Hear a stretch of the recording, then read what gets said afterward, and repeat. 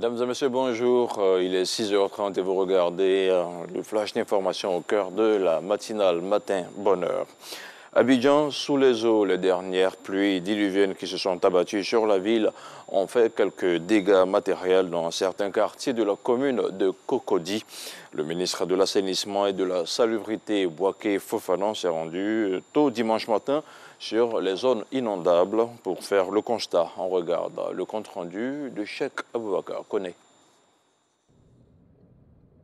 Sous une fine pluie, Boaké Fofana, ministre de l'Assainissement et de la Salubrité, a visité les zones critiques dues au passage de l'eau après la forte pluie qui s'est abattue sur Abidjan dans la nuit du samedi au dimanche. Ces précipitations ont occasionné quelques dégâts matériels et des perturbations à certains endroits dans la commune de Cocody.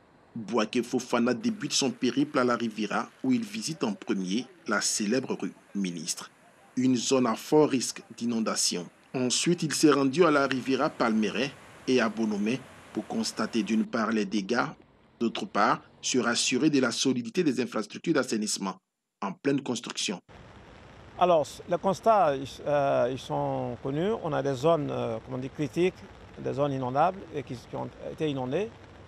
Et la raison, c'est il y a des retenues à faire en amont de ces zones-là qui ne sont pas encore faites. Et tant qu'on n'aura pas construit ces retenues, on a ces risques d'inondation.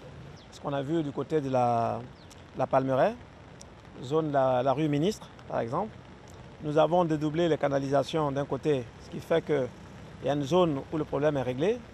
Par contre, on doit reprendre des eaux sur Mitterrand.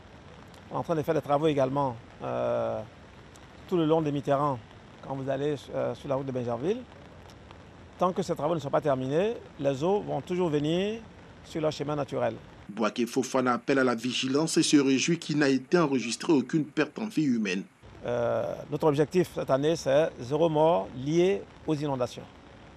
Pour l'instant, je peux dire, Dieu merci, on garde les doigts croisés. Pour cette année 2021, la Sodexam, l'institution nationale en charge des prévisions météorologiques, a annoncé de fortes pluies avec un cumul pluviométrique supérieur à 30 mm par rapport à la moyenne des 30 dernières années. On parle maintenant de la fête des pères qui a été célébrée hier dimanche 20 juin. Une fête pour rendre hommage à tous ces hommes qui constituent le pilier de leur famille. Malgré la pluie, la ferveur pour la fête des pères n'a pas faibli hier dimanche. Des enfants et même des adultes ont pris d'assaut les grandes surfaces. Objectif, offrir un cadeau à papa. On regarde le constat de Franck Quadio. Dans la moiteur de cette journée dominicale, au sortir d'un week-end pluvieux, ce père de famille est bien triste. Karamoko, ivoiro-canadien, est depuis quelques mois loin de sa famille restée outre-Atlantique. C'est sa première célébration des fêtes du père sans sa femme et ses 3 enfants. C'est un jour spécial pour moi, mais bon, heureusement, la technologie existe. Ce matin, ma fille m'a appelé avec mon fils. Mais bon, j'aurais aimé vraiment être avec eux aujourd'hui pour célébrer cette fête des pères. C'est que ce dimanche 20 juin est un jour particulier pour tous les papas du monde. Célébration quelque peu noyée cette année par les caprices de la météo. Grande saison pluvieuse oblige. Dans quelques grandes surfaces cependant, certains ont voulu tout de même se procurer des cadeaux. Lucie et sa sœur Christine parcourent les rayons. C'est pour mon beau-frère que je considère comme un papa. Je l'ai observé. Et je vais lui offrir une tondeuse, c'est qu'il va aimer.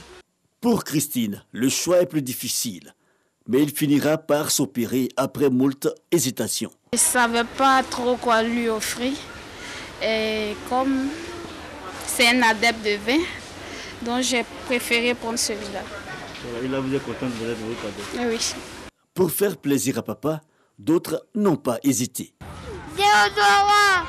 On a choisi déodorant. Je voulais faire un cadeau à leur papa, leur grand-père et puis leur oncle. Là, on a 3 cadeaux qu'on est en train de faire pour les hommes de la maison. Une fête dédiée au papa en écho à la fête des mères, un juste retour des choses. Non. C'est pas ce genre de cadeau. Oui, c'est un bon cadeau en tout cas. Satisfaction aussi chez ces dames. L'emballage en cette période fait bien recette. On emballe beaucoup, depuis vendredi.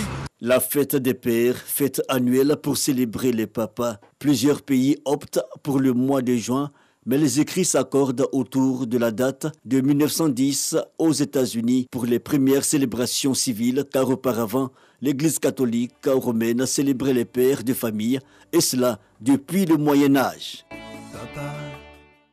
Et voilà, c'est tout pour ce 6h30. On se retrouve dans quelques minutes pour l'actualité internationale. Et bien sûr, ce sera